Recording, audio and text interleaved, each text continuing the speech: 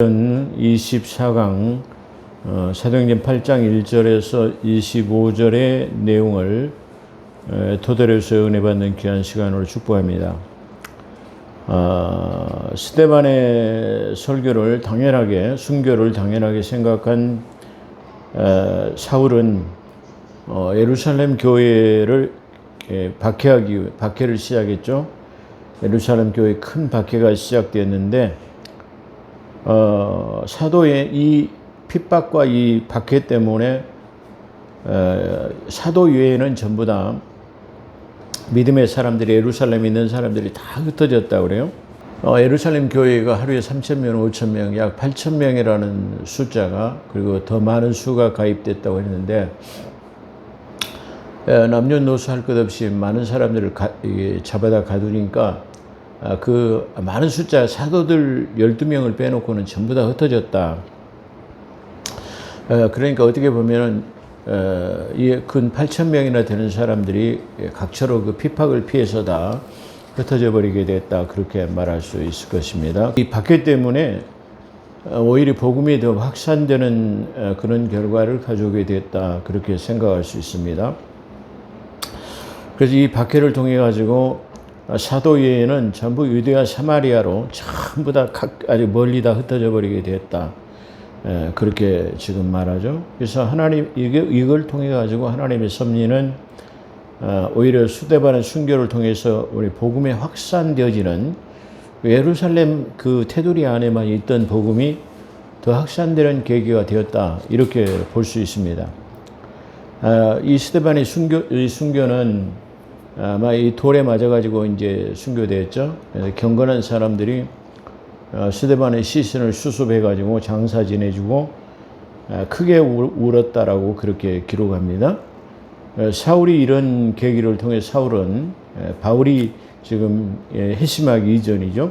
이 사울이 이런 계기를 통해 가지고 교회를 전멸하려고, 그러니까 아주 뿌리째 전부 다 뽑아버려야겠다. 이렇게 생각하고 각 사람의 집에 들어가서 남녀노소를 전부 다 잡아다가 오게넣으니라.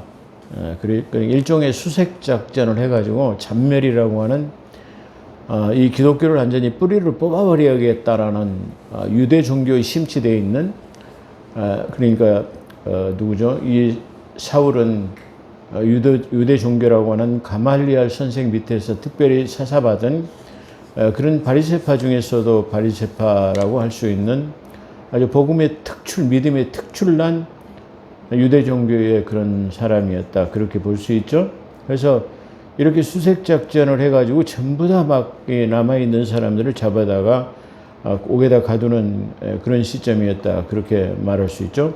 근데 그 흩어진 사람들이 두루 다니며, 그러니까 아까 말하는 지금 이 흩어진 사람은 적어도 약 7,000~8,000 명 이상 되었을 거다. 그렇게 그 사람들이 다 두루다니며 복음을 전했는데, 그 중에 빌립이라는 사람이 사마리아 성에 내려가서 복음을 전했어요. 근데 여기서 지금 빌립은 뭐냐면은 빌립 사도가 아니라 빌립 집사로 볼 수 있습니다. 왜 그러냐면은 다 흩어졌을 때 사도들은 예루살렘에 남았다. 사도들 외에 다 흩어졌다라고 말하기 때문에 이 사마리아 성읍에서의 복음을 전한 사람은 그 빌립 제자, 예수님의 제자가 아닌 빌립 집사로 이렇게 보는 것이 더 타당할 것이다. 그렇게 말할 수 있을 것입니다. 1절에 지금 2절에 그렇게 말하고 있기 때문에 그렇죠. 이 사마리아 성은 그 슈가성의 여인이라고 해가지고 자기 그 딸을 고쳐주기로 하니까 예수님께서 내 자녀들에게 줄 떡이 없다, 떡밖에 없다 말이야. 내가 개들에게는 던져줄 떡이 없다 말이야.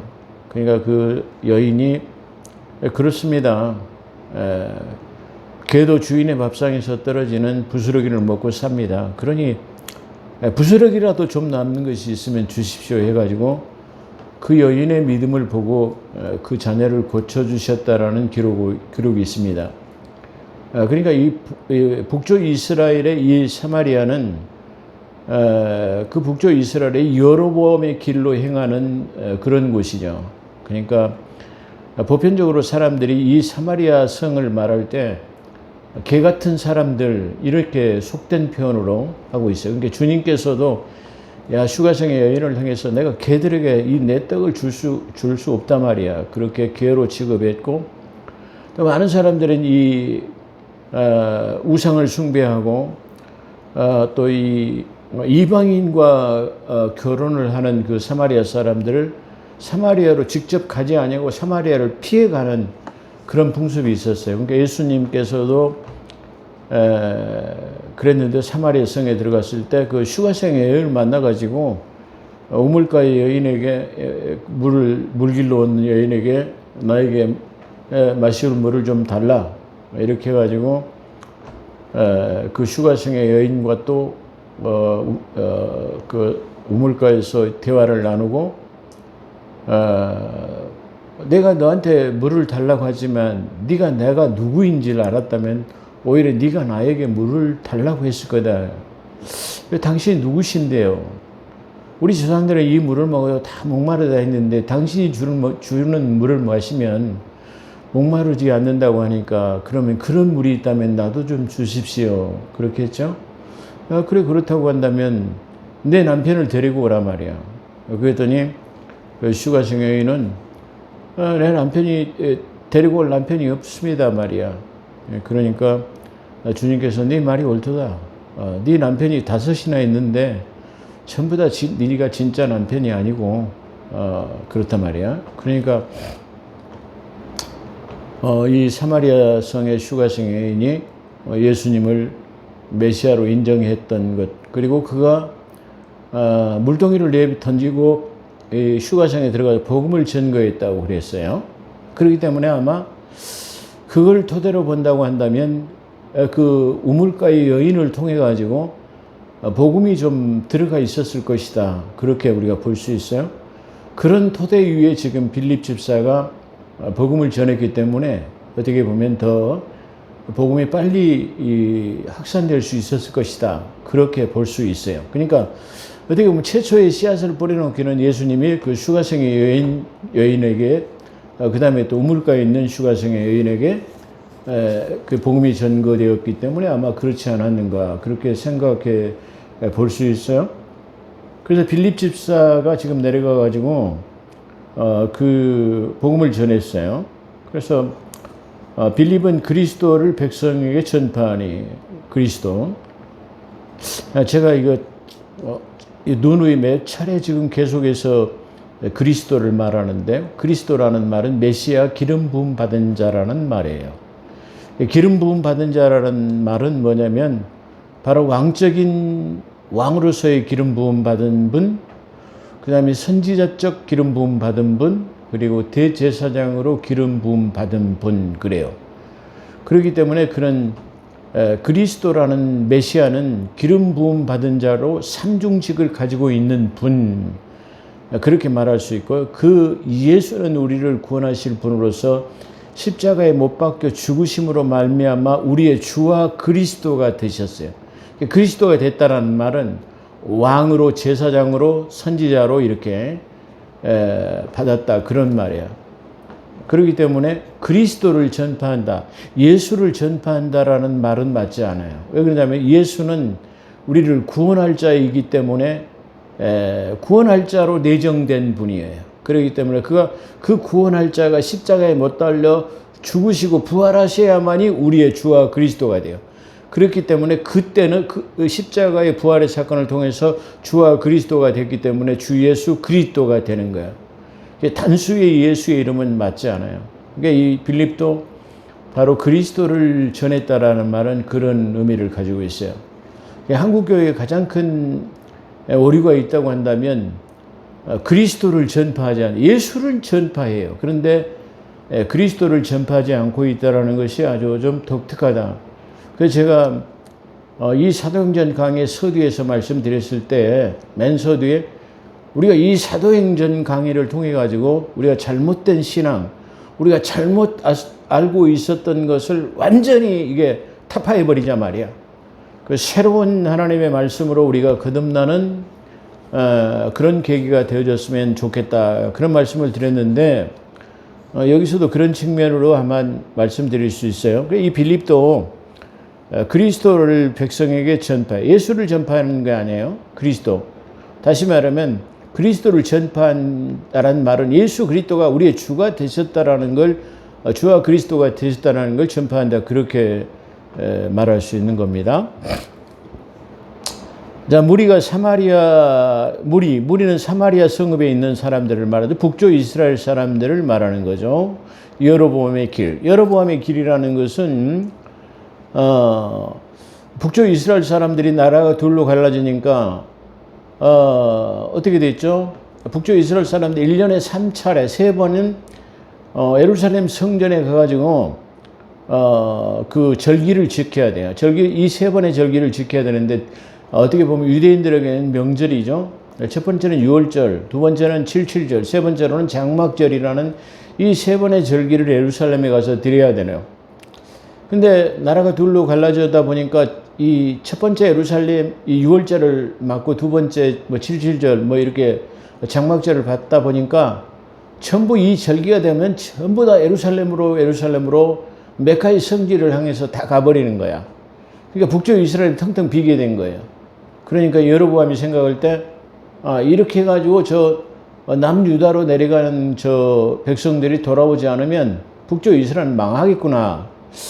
그렇기 때문에 북쪽 이스라엘에다 베델과 이 사마리아에다가 금송아지를 만들어 놓고 유월절을 갈 필요가 없단 말이야. 그래가지고 보통 날짜인 8월 15일을 절기로 정해놓고 금송아지를 만들어 놓고, 자, 여기다 예배를 드리란 말이야. 여기서 드리고 남유다인 예루살렘 성전으로 갈 필요가 없다.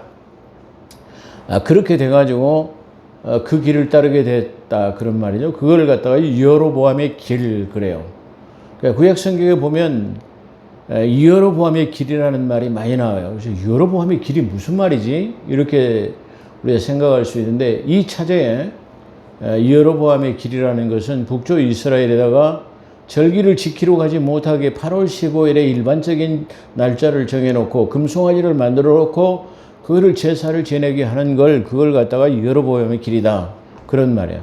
그래서 저 북쪽 사마리아라고 하는 북쪽 이스라엘은 바로 그런 측면에서 우상을 섬기고 또 이방인들과 혼용, 섞어서 결혼하는, 통혼하는 그런 관습을 갖고 있었기 때문에 유다 사람들이 그쪽 사람들을 개라고 표현하는 이유는 바로 그런 측면이었다, 그렇게 말할 수 있어요. 그렇지만 아까 서두에 말한 것처럼 예수님께서 슈가성의 여인의 딸을 고쳐주고, 두 번째는 바로 우물가 여인과를 통해서 그 복음이 증거되었기 때문에 빨리 받아들여 줄 수 있었을 것이다, 그렇게 말씀드릴 수 있어요. 자, 그래서 무리가 빌립의 말을 듣고, 무리는 이 슈가성에 있는 이 사마리아 성읍의 모든 사람들을 말하는 거죠. 이 말을 듣고 행하는 표적을 보고, 이 표적은 믿는 자의 표적을 말하죠. 사도적 표적, 믿는 자의 표적, 그 다음에 그 하나님 되신 표적이 있다고 말씀을 드렸는데요. 자, 여기서 믿는 자의 표적이라고 볼 수 있죠. 빌립은 집사이기 때문에. 보고 한 마음으로 그가 하는 말을 따르다, 한 마음으로, 자, 마음이 하나 돼가지고 그 말을 누구의 말을 따랐냐, 빌립의 말을 따랐단 말이죠. 이 표적을 보고 중요한 의미가 내포되고 있습니다. 무슨 말이죠? 빌립이 성령을 받았다거나 예수님의 제자가 아닌 것으로 보아서 빌립이 이러한 표적은 복음을 전할 때 나타난다는 사실입니다. 그러니까 오늘날 우리가 믿는 자로서의 능력 행함을 하지 못하고 우리에게 그 진부한 신앙생활을 할 수 있는 것은 우리에게 표적, 그 다음에 믿는 자의 표적이 나타나지 않기 때문에 성경에서 나오는 기적이나 표적은 이적 뭐 이런 것들은 성경의 특별한 인물들만이 나타내는 것으로 그들의 전유물로만 생각한다, 이런 말이죠. 그래서 오늘날 신앙생활하는 성도들에게는 우리에게는 저런 일은 나타나지 않을 것이야 라고 생각하는 것입니다. 그렇죠. 근데 이것은 복음을 전할 때, 담대하게 복음을 전할 때, 예를 들어서 몸이 아픈 사람에게 복음을 전하고 예수 이름으로 걸어라 말이에요. 예수 이름으로 뭐 병고침을 받아라, 이렇게 선포할 때 나타난다, 그런 말이에요. 그렇기 때문에 우리가 복음을 전한다 할지라도 강력하게 선포하지 못하기 때문에 그런 표적은 나타나지 않을 수 있다. 그렇게 말할 수 있어요. 그렇기 때문에 오늘날 이 시대에도 우리가 강력한 믿음의 능력의 삶을 살려고 한다면 전도하면 되는 겁니다. 전도하고 그 다음에 전도할 때에 다시 말하면 복음을 선포하고 병 고침의 치유를 당당하게 선포하는 것, 그런 말입니다. 그렇기 때문에 여기서 이 빌립도 성령을 받았다거나 이러한 특별한 능력이 없었는데 이 복음을 전하니까 이런 능력이 나타났다라는 것을 우리가 볼 수 있습니다. 그래서 오늘날의 많은 그리스도인들이 의심을 품는 것은 나에게도 저런 표적이 나타날까 하는 것입니다. 그러나 나타납니다. 또한 할 수 있습니다. 먼저 우리가 언제 그러면 이것이 나타나게 되냐 그러면 조금 전에 말씀드린 것처럼 복음을 전하고 담대하게 선포할 때 가능하다. 그렇게 말씀드릴 수 있어요. 믿지 않는 자들에게 복음을 선포할 때 치유와 표적은 나타나게 될 것입니다. 당당하게 선포해야 그런 능력이 나타날 수 있다는 겁니다. 그런데 우리는 만약에 내가 선포하고 안 나타나면 어떻게 되지? 이런 것 때문에 그렇게 만약에 선포했는데 안 나타나면 무시당하고 이럴 거 아닌가 그렇게 생각할 수도 있습니다만은 그렇지 않습니다. 내가 당당하게 예수의 이름으로 선포하고 복음을 전했는데 나타나지 않으면 누가 예수 이름의 모독을 받게 되는 거죠. 그렇기 때문에 망신을 당하면 예수님 망신, 내 망신, 예수님 망신 이렇게 되기 때문에 반드시 그 표적은 나타날 수밖에 없다라는 생각을 해요. 만약에 우리가 무시당하면 예수님하고 나하고 값없이 무식을 당하기 때문에 그런 일은 일어나지 않기 때문에 능력이 나타나게 될 것이다. 그렇게 말할 수 있습니다. 자, 그래서 예수는 그리스도이십니다. 예수가 그리스도됨을 증거해야 돼요. 근데 오늘날 수없이 말씀드리지만은 예수가 그리스도 되신 것을 증거하지 못하고 아직도 예수 이름으로 기도하고 그러죠. 예수 이름으로 기도하니까 이상하게 생각하지만은 예수 이름으로 기도하라는 말은 주 예수 그리스도 이름으로 기도하라 그 말이에요. 예수의 단수로 미완성의 이름으로 하지 말고 안성의 이름으로 하라는 뜻입니다. 그래서 예수 그리스도이십니다 라고 빌립의 전파 이렇게 전파하니까 이 선포로 귀신이 떠나가고 중풍병자가 낫게 되고 안전병이 못 걷는 사람, 이 다리를 저는 사람이 못 걷는 사람이 소아마비 걸린 사람이 걷게 됐단 말이에요. 이런 일이 나타날 수 있겠습니까?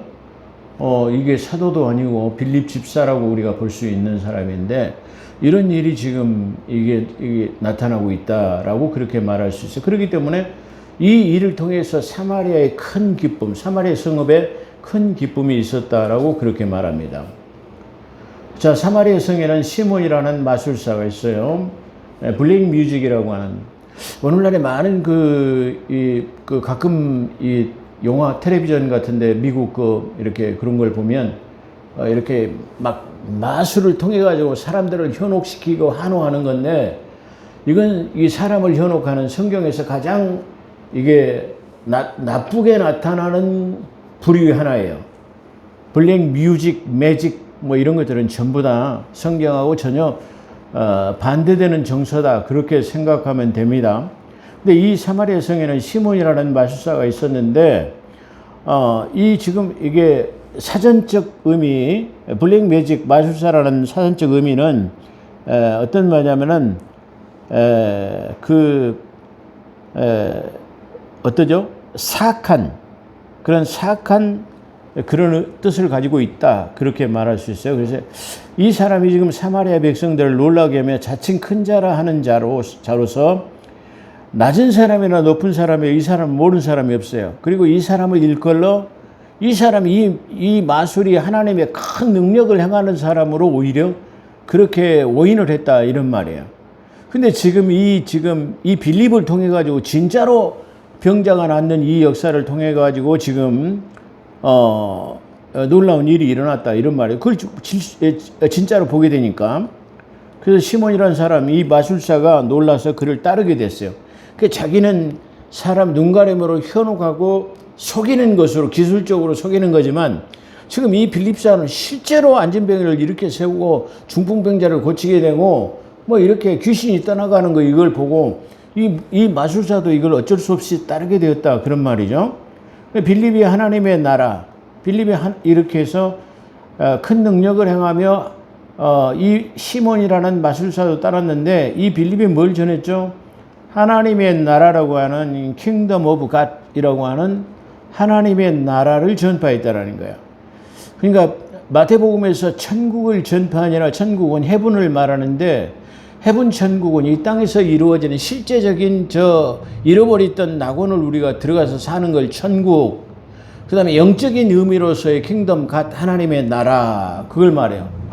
그러니까 다시 말하면 성경에서 천국과 하나님의 나라는 전혀 다른 의미를 가지고 있다 그런 말이에요. 그러니까 저 유대인에게 보장된 나라는 천국이에요. 다시 말해 너 유대인들에게 영원한 유업으로 이 땅을 젖과 꿀이는 가나안 땅을 너희가 영원한 유업으로 주리라. 그 천국, 다시 말하면 재림 때 그 땅 배분을 할 때 그 땅은 유대인들에게 항상 배당되는 땅이다 이렇게 말할 수 있어요.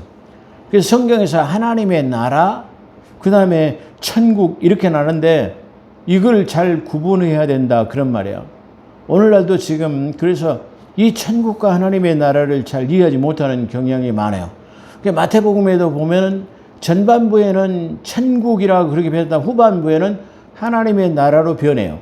근데 마가복음 누가복음에 보면 천국이라는 말이 없이 전부 하나님의 나라로 나타나요. 그 다음에 이 사도행전 쪽에도 전부 다 천국이라는 단어는 나오지 아니하고 전부 하나님의 나라라고 그렇게 표현되어 있다 그렇게 말할 수 있어요. 그렇기 때문에 이 하나님의 나라는 영적인 나라, 킹덤 오브 갓이라고 하는 영적인 나라를 말하고 있다. 그렇게 말씀드릴 수 있어요. 자, 예수 그리스도 이름에 관하여서는 그렇고 그 이름에 관하여 전도함을 그들이 믿고 누구를 믿었어요? 예수를 믿은 게 아니라 예수 그리스도 이름을 믿었다라는 거예요. 아주 중요한 의미예요.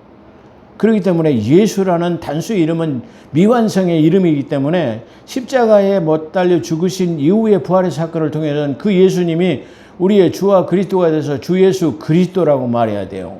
그렇기 때문에 미완성의 이름이 아니라 완성형의 이름을 한상해야 된다라는 것을 아주 강력하게 누누하게 말씀드리고 있습니다. 그래서 예루살렘에 있는 이 사도들이 사마리아에도 하나님의 말씀을 받았다함을 듣고 그랬죠. 다시 설명드리겠어요. 예수 그리스도의 이름으로 전도함을 그들이 믿고 따르더라. 그리고 세례를 받았다. 시몬도 아까 마술사도 믿고 세례를 받았다. 전심으로 다해가지고 빌립을 따라다녔단 말이야. 근데 그 나타나는 표적과 큰 능력을 보고 그 사람들이 놀랬다. 예루살렘에 있는 사도들이 사마리아에도 예루살렘에 있는 사도들은 12사도가 지금 예루살렘에 있죠. 근데 빌립을 통해서도 지금 사마리아의 말씀을 받았다함을 듣고 누구를 파견했냐면은 베드로와 요한을 이게 파견했다 그런 말이에요. 그래서 이 두 사도가 내려가서 그들을 위하여 성령 받기를 기도했어요. 그러니까 아직 지금 이 사마리아는 한 번도 지금 성령을 받은 역사가 없어요.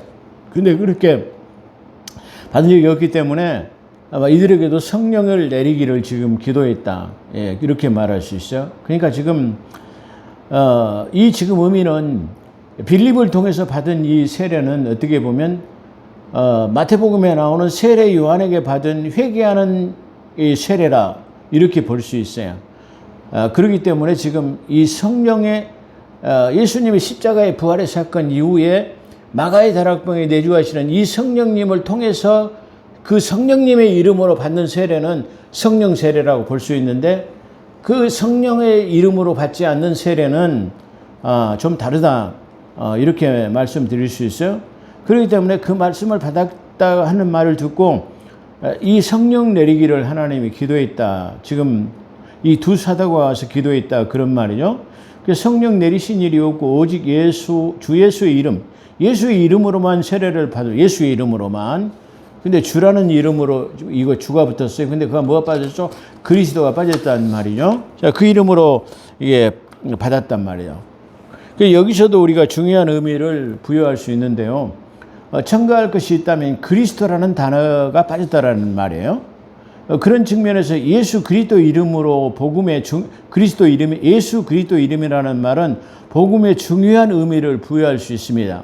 그러니까 그리스도가 빠진 예수는 안 돼요. 그런데 예수가 빠진 그리스도도 안 돼요. 왜 그러냐면 성경적 의미로서는 그리스도가 두 명이에요. 어떤 그리스도냐면 적그리스도 하나, 그 다음에 예수 그리스도 그래요. 그러면 그리스도라고 말하면 어떤 그리스도 이렇게 되는 거예요.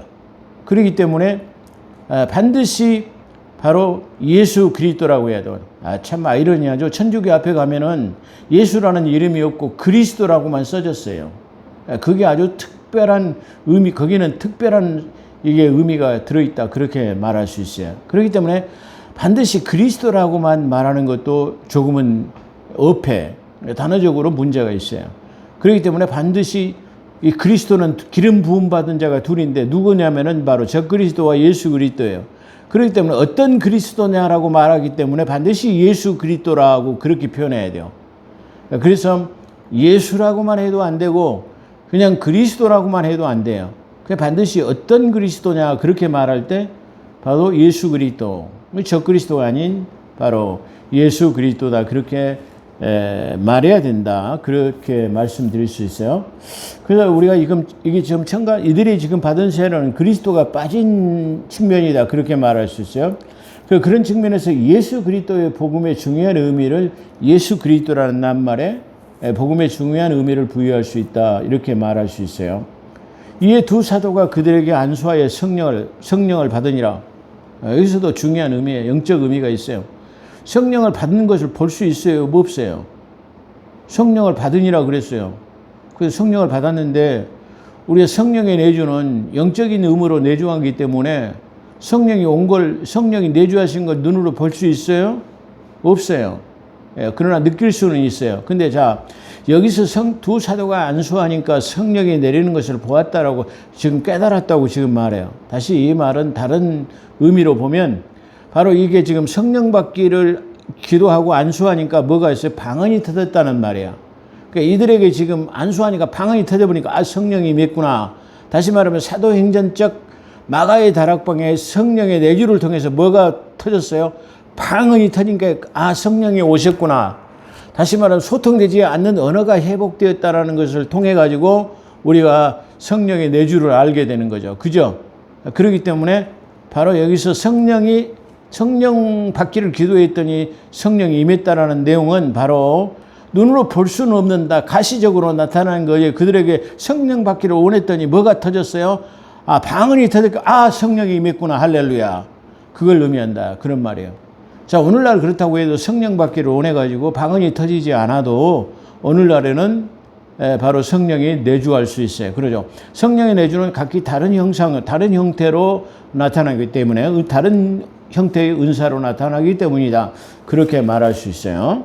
자, 은사 9가지 은사에서 방언은 8번째로 나와 있다고 그렇게 말씀드린 적이 있어요. 그렇기 때문에 성령을 받았다라는 말은 바로 중요한 의미를 가지고 있는데 바로 이 사도들이 성령 받기를 원해서 기도했더니 바로 방언이 터졌기 때문에 성령의 내주를 알게 됐다. 마가 다락방에 이 방언이 터진 것처럼 그걸 말하는 거예요.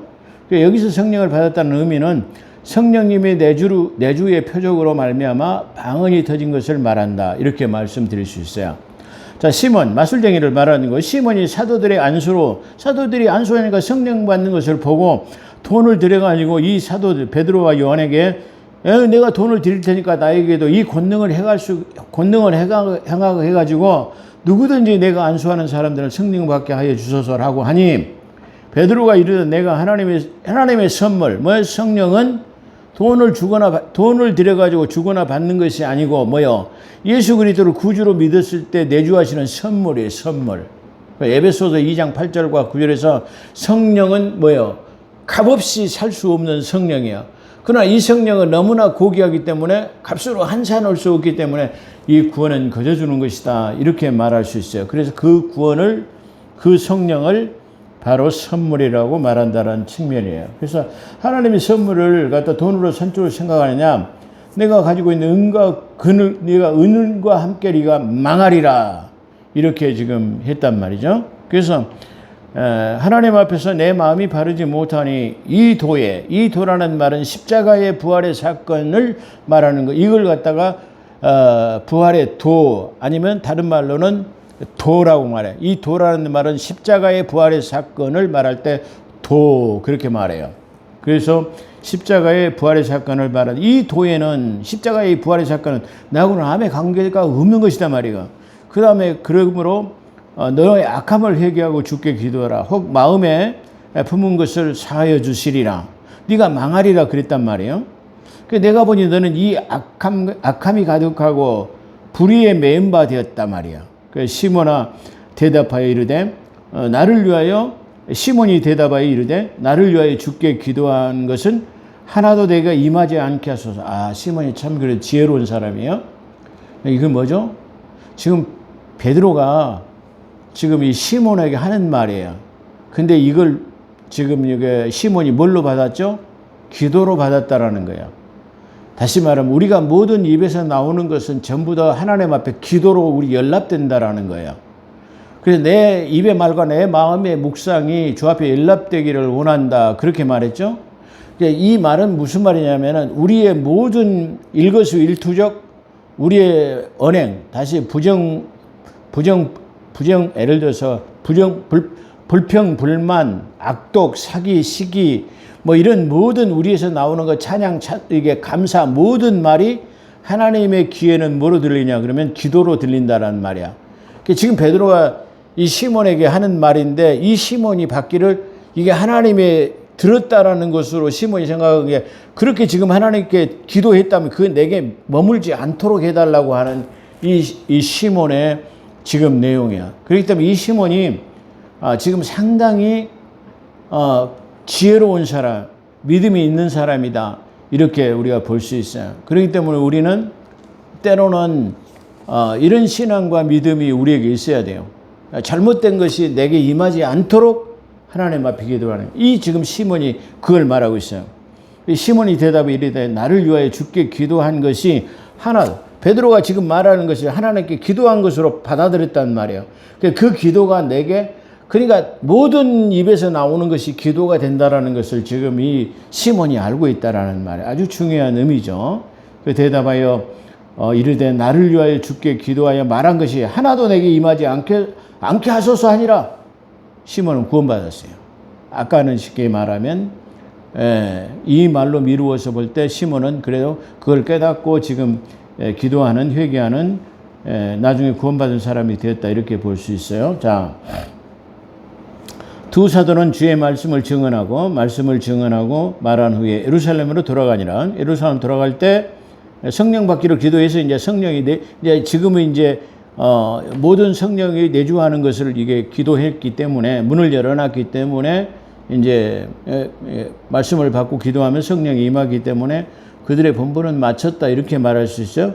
그래서 이제 예루살렘으로 다시 돌아갈 때 그 사마리아의 여러 마을에 들어서 복음을 전거했다 이렇게 말씀하고 있습니다. 오늘 여기까지 마치겠습니다. 기도하겠습니다.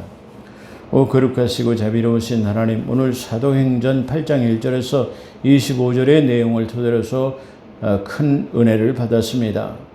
부족한 것 하나님 사하시고 용서하시고 깨닫는 은혜로 함께하사 늘 우리가 하나님의 말씀을 대할 때 깊은 은혜가 임하는 복된 삶이 되게 도와주시옵소서. 오늘도 함께하신 것 감사하며 우리 우주 예수 그리스도 이름으로 감사기도 드리옵나이다.